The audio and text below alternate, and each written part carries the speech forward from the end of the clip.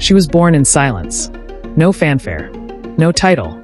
Just a girl with eyes too deep for her age, and a name whispered only in safe places, Hadassah. But in the courts of Persia, they would come to know her by another name, Esther.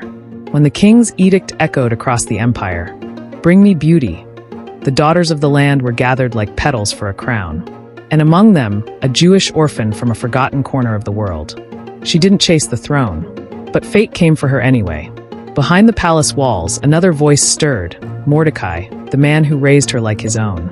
He didn't speak of revolution. He spoke of responsibility, of identity, of purpose, even when the world told them to stay invisible. And then there was Haman, draped in power, drenched in pride, a man who couldn't bear to be looked at without reverence, especially not by a Jew, especially not by Mordecai. And so he did what men like him always do. He turned bruised ego into bloodshed. "They are different," he told the king. "They do not obey." And with the scratch of a pen and the seal of a ring, a death sentence was signed for an entire people. The scrolls were unrolled. The date was set, and at the palace gates, Mordecai wept. Not with weakness, but with fire. Esther saw him, and the choice waiting at her feet. "Perhaps," he told her, "you were born for this very hour." She fasted. She trembled. And then she walked across the stone floor of a kingdom where even queens could die for speaking uninvited. Each step a rebellion, each breath a prayer. And then the scepter rose. Mercy was granted. But she wasn't done yet. She invited her enemy to dine. She dressed in grace.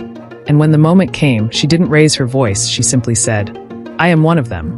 With those 4 words, the palace shook. Haman begged. But pride has no allies in the end. And the gallows he built for another became his throne of shame. But ink, once dried, cannot be erased. The decree stood.